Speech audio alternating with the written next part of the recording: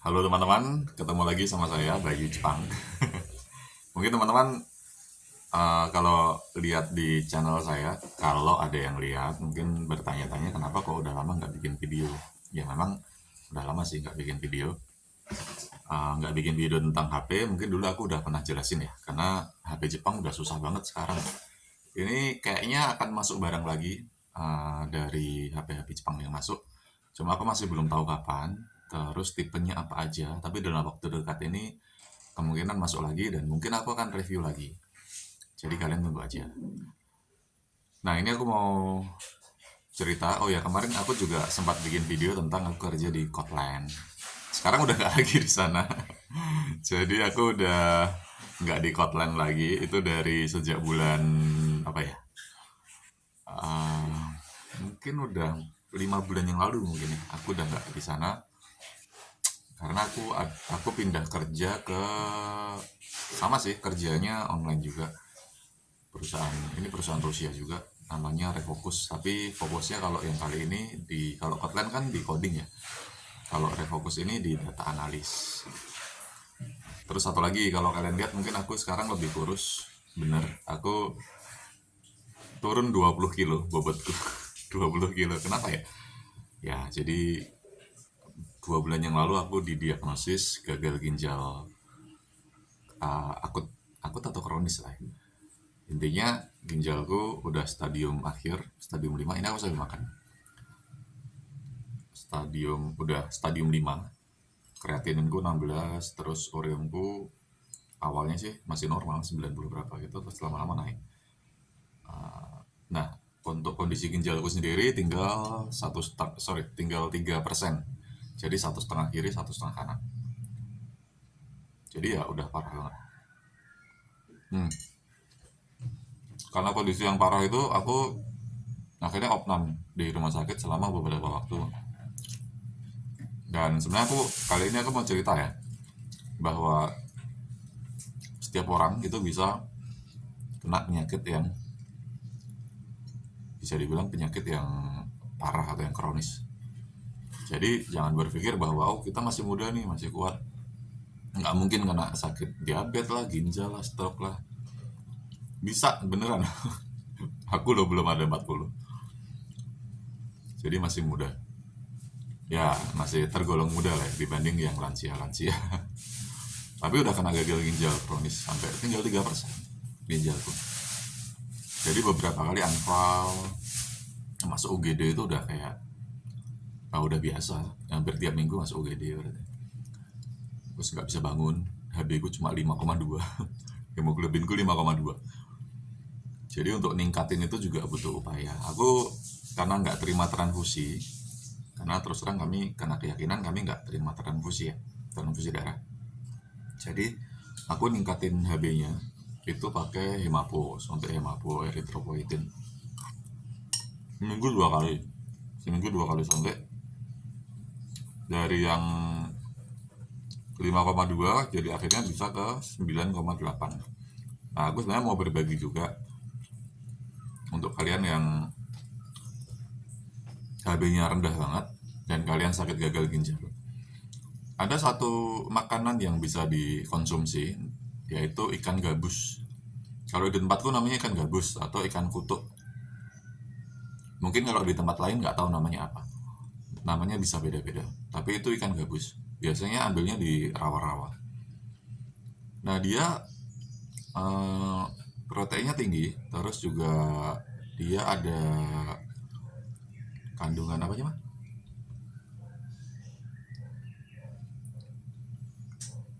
Lupa.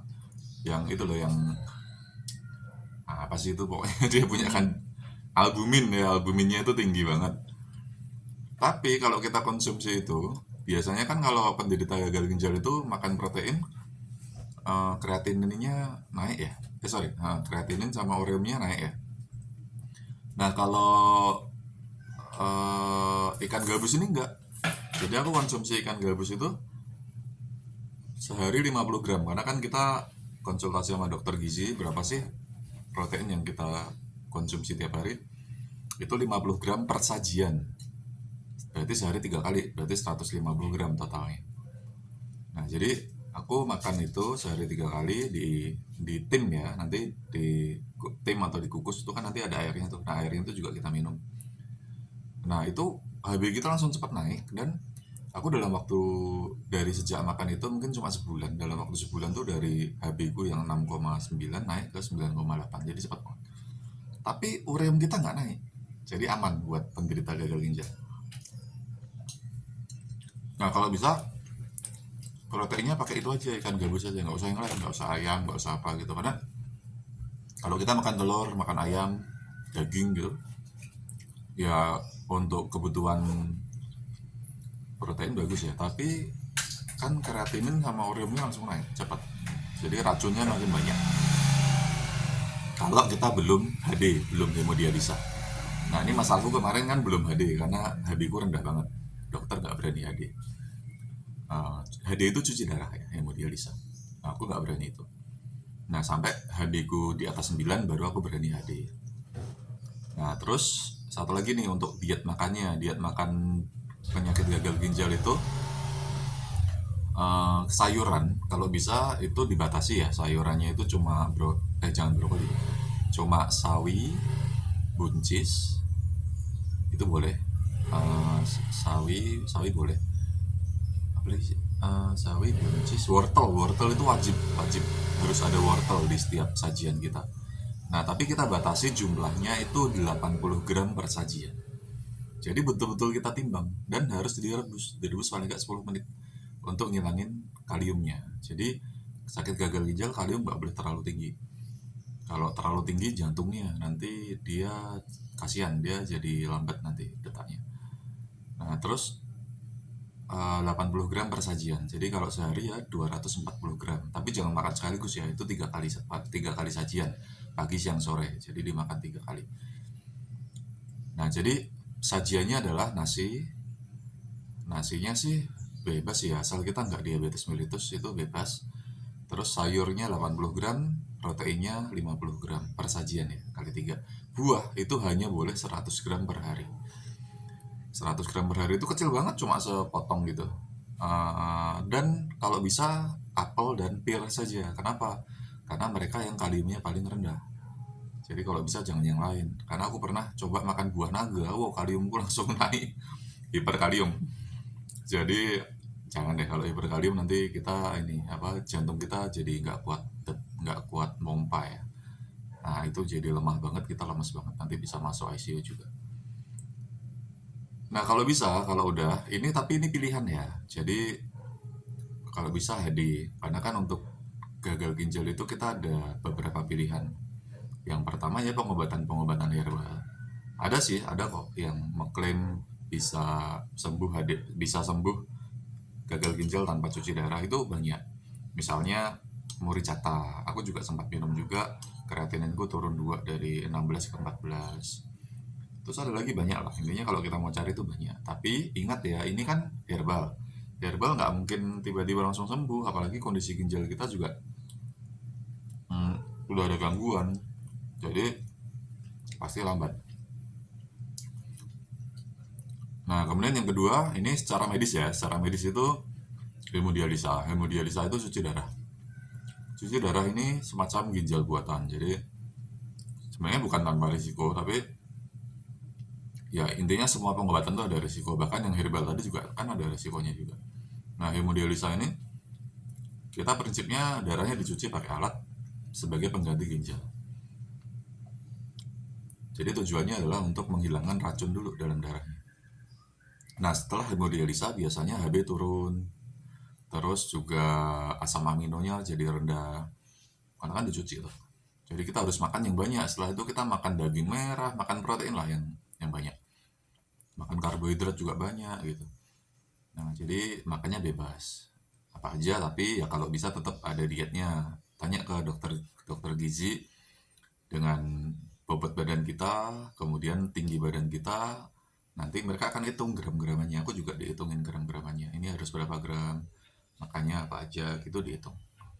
Nah terus untuk yang ketiga itu adalah CAPD. CAPD itu pasang saluran di sebenarnya itu ke ginjal sih mungkin ya, ke ginjal, tapi lihat perut. Jadi nanti kita ada bedah gitu, di bedah pasang alat itu di perut, nanti kita ganti cairan setiap hari. Nah itu kita bisa beraktivitas normal, terus bisa makan apa aja juga, nggak dibatasi, makan apa aja boleh. Banyak yang pakai CAPD itu, tapi kalau aku belum siap karena itu kan kita tanam alat ya di perut kita dan itu permanen. Terus kita nanti pasang alat sendiri, pasang cairan sendiri, itu harus steril. Kalau enggak nanti kita ya ada, tetap ada risiko ya, semua ada risikonya. Kalau infeksi ya udah selesai kalau infeksi. Nah, yang berikutnya adalah transplantasi ginjal. Nah, ini agak susah sih karena kita harus cari donor ginjal yang cocok. Kalaupun sudah dapat pun belum tentu cocok. Jadi ada banyak yang harus dipikirkan untuk transplantasi ginjal. Nah, aku memilih untuk HD hemodialisa. Kenapa? Karena sebelumnya aku pakai herbal, ada perubahan tapi nggak banyak, sedikit. Sementara herbal itu biasanya mahal. Jadi biasanya obat-obatan kayak gitu itu mahal ya, untuk gagal ginjal itu mahal. Aku pakai yang mahal lah, pokoknya harganya itu ada yang 2,7 juta, ada yang 3,6 juta. Plus lagi kan kita harus beli EPO, Hemapo itu ya. Kalau kita opnam di rumah sakit itu Hemapo akan di cover oleh BPJS. Oh ya, untuk sakit ginjal kalau bisa pakai BPJS ya, karena itu kalian akan butuh biaya yang sangat-sangat besar untuk sakit ginjal itu. Jadi kalau bisa pakai BPJS, kalau bisa sih kelas 1 karena mental kalian terganggu. Jadi mental kalian akan diserang waktu kalian sakit ginjal. Kayak saya juga, mental saya kena selama 1 bulan lebih, saya nggak bisa bangun. Habis saya nggak naik-naik, saya nggak bisa tidur. Sehari paling tidur cuma 2 jam, kadang 1 jam. Karena apa? Mental saya terganggu. Saya nggak siap sakit seperti ini. Tiap hari nangis saja, pagi, siang, sore nangis saja. Nggak siap, karena kita biasanya kerja, biasa kemana-mana, tiba-tiba ya di rumah sakit aja, tiduran di ruangan gitu. Nah kalau bisa ambil yang kelas 1, mulai dari sekarang, walaupun belum kejadian ya, kita siap-siap. Kalau bisa, tapi kalau nggak bisa ya nggak apa-apa, kelas 3 juga nggak masalah, yang penting BPJS. Eh, terus apa lagi ya? Ya mental itu ya, mental penting banget. Jadi ketika kita sakit gagal ginjal, udahlah terima aja, kamu sakit. Dan bukan berarti sakit gagal ginjal nggak bisa sembuh, bisa. Ada banyak kasus di mana orang cuci darah dan sembuh. Jadi cuci darah, dia tetap diet, dia makannya nggak sembarangan ya. Jadi kan ada tuh yang cuci darah tapi makannya asal aja, makan bakso, micinnya banyak dan sebagainya tiap hari. Wah ya nggak sembuh-sembuh. Jadi tetap harus diet. Diet itu bukan berarti nggak boleh makan, enggak. Diet itu makanan kita dibatasi, diatur, diatur. Nah ini aku dikasih diet dari dokter gizi. Jadi kalau dilihat di sini ada Tuan Andika, berat badan 65, tinggi badan 180. Nah itu udah diatur tuh, pagi makanannya apa, berapa gram itu dihitung semua pagi, buahnya berapa gram, apa aja, sampai siang sampai malam. Jadi ini 24 jam diatur makanannya. Kita minta aja konsultasi sama dokter gizi gitu. Nanti mereka akan bantu kita. Nah HD itu seperti apa? Kalau mau putuskan untuk HD, nanti akan pasang CDL, itu double lumen yang dipasang di kayak selang masuk ke vena gitu sih untuk aliran darahnya. Nah itu operasi kecil seperti ini. Jadi nanti kita pasang seperti ini. Jadi ini ada kayak atau ada kayak selangnya gitu. Jadi kayak Iron Man. Ini sakit banget kalau habis operasi ya. Ini aku operasinya hari Kamis kemarin, jadi baru beberapa hari. Jadi masih sakit. Kalau untuk gerak sakit, untuk sakit lah. Tapi ya lama-lama sembuh, just lama-lama hilang juga, sakitnya nggak seberapa. Maksudnya lama-lama ya, lama-lama jadi nggak seberapa, nggak sesakit seperti waktu pertama kali dipasang. Tapi kalau waktu pertama kali dipasang, oh ya sakit banget. Bahkan operasinya pun sakit. Kok bisa kan dibius ya, biusnya lokal. Tapi nggak tahu ya, waktu di jari itu sakit banget deh. Jadi pertama ada saudaraku, sama juga dia pasang CDL juga. Aku tanya sakit nggak sakit katanya, nggak berasa, kita tahu-tahu udah selesai ya. Aku percaya. Begitu masuk ruang operasi, karena kan paling parno ya sama gitu gitu ya. masuk ruang operasi, disuntik kan, suntik bius, wah sakit. Mulailah itu, mulai dibedah itu, dokternya kan kasih tahu ya kayak, oke, ini lukanya saya buka dulu, ya kulitnya saya buka lebih lebih lebar lagi. Oke, ini selangnya saya masukkan. Dokternya ngomong gitu, aku takut. Jadi aku bilang, dok, nggak usah dijelasin deh, saya takut. Nah, waktu dijahit itu sakit banget. Waktu dijahit, nggak tahu apakah biusnya udah hilang atau gimana. Yang jelas sakit banget asli. Sampai aku teriak, aku minta maaf sama dokternya. Dok, aku minta maaf ya, aku soalnya sakit banget nih. Jadi aku nggak ketahanan. Sampai mual perutku karena nahan sakit. Ya, tapi untungnya lancar. Jadi cuma 15 menit selesai. Tapi ya itu, dingin banget di ruang operasi itu. Dingin banget sampai aku menggigil gitu. Ya itu pengalaman yang nggak terlupakan dan sebenarnya aku nggak pengen lagi, tapi nanti kan harus dibongkar lagi setelah 3 bulan ya. Jadi aku bayanginnya udah takut duluan. Ya itu. Eh, jadi ini aku udah HD yang kedua kali. Hari ini nanti jam 12. Aku jadwalnya Senin sama Kamis itu HD di Rumah Sakit Umum Salatiga.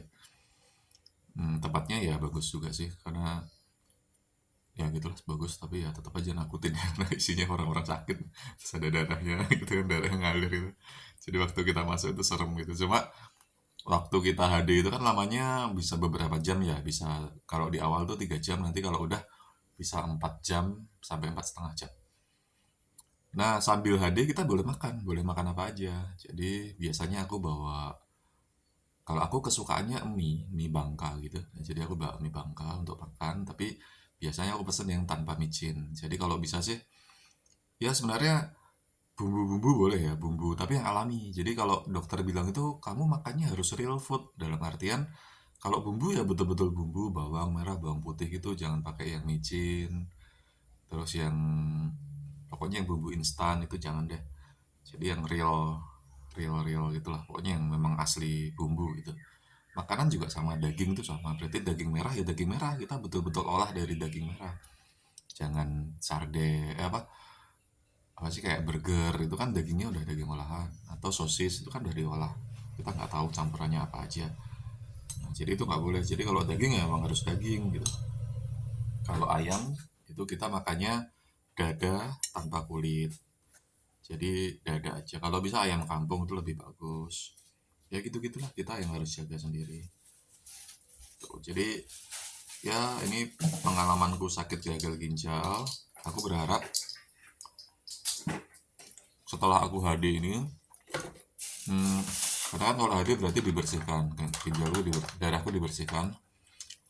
Nah, ketika darahku bersih, aku bisa minum obat dokter apa segala macam, dan itu akan bekerja dengan lebih efektif di ginjalku. Jadi ginjalku bisa diperbaiki pelan-pelan, dan pada waktunya nanti aku bisa sembuh.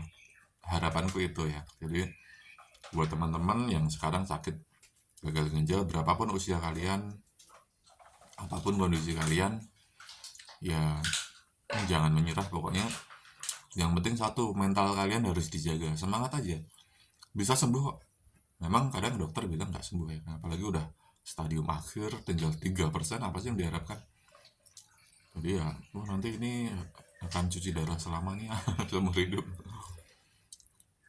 Ya bisa jadi ada kemungkinan seperti itu, tapi ya nggak ada salahnya juga kita berharap sembuh kan. Nggak ada salahnya, segala sesuatu bisa terjadi. Toh yang kata orang, kalau aku nggak transfusi HB ku nggak naik-naik, kenyataannya naik dari 5,2 jadi 9,8, naik. Jadi aman tanpa transfusi loh ya, tanpa transfusi, dan aku masih hidup sampai sekarang. Ehm, Operasi juga aku pokoknya operasi itu tanpa darah. Jadi intinya aku menolak transfusi lah. Jadi aku bilang ya lebih baik aku mati daripada transfusi. Nyatanya hidup tanpa transfusi. Jadi jangan terlalu takut gitu, jangan terlalu khawatir. Bisa kok, bisa sembuh, bisa bertahan.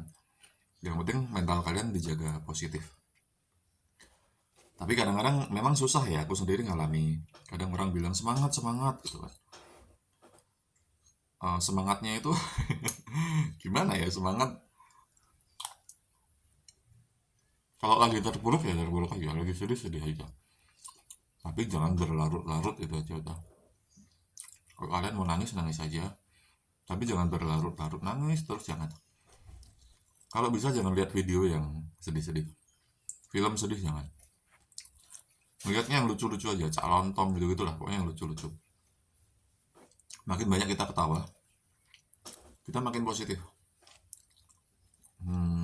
Makin positif berarti mental kita makin sehat. Di dalam apa sih, tubuh yang kuat terdapat jiwa yang sehat, atau bisa dibalik. Jadi kalau hati senang itu badan juga biasanya sehat. Yang penting kita senang dulu. Sakit kok senang, bisa. Walaupun sakit kita cari hal-hal positif. Misalnya ya kita masih hidup aja itu udah bersyukur. Kayak kalian mau nggak dikasih duit 1 miliar tapi besoknya kalian tabrakan sampai mati atau kecelakaan sampai mati? Pasti nggak mau kan. Kalian lebih memilih nggak dapat duit 1 miliar tapi besok kalian bangun dalam keadaan yang hidup gitu, hidup sehat, itu senang. Jadi artinya hidup kita ini berharga. Jadi dengan kita hidup saja itu bantu kita untuk bersyukur ya. Jadi waktu kita pagi-pagi bangun, walaupun kita sakit, ginjal kita rusak, tapi masih hidup, masih bisa ketemu keluarga, anak istri, ya udah syukuri aja itu. Wah, makasih ya Tuhan, kalau sudah kasih kehidupan. Ya pokoknya bersyukur aja lah. Apa yang bisa disyukuri, syukuri, itu aja. Kalau misalnya kita dapat perawatan di rumah sakit pakai BPJS, kan kita nggak bayar ya, syukuri aja. Wah, untung ada BPJS. Walaupun sakit tapi gratis misalnya, disyukuri aja. Pokoknya hal-hal yang positif itu bantu kita untuk berpikir lebih positif, badan kita juga jadi lebih enak.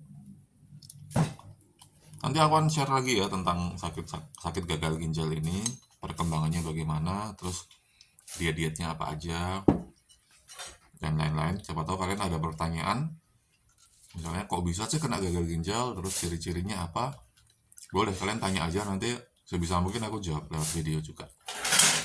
Gitu, terima kasih banyak ya udah nonton videonya. Semoga kalian sehat terus.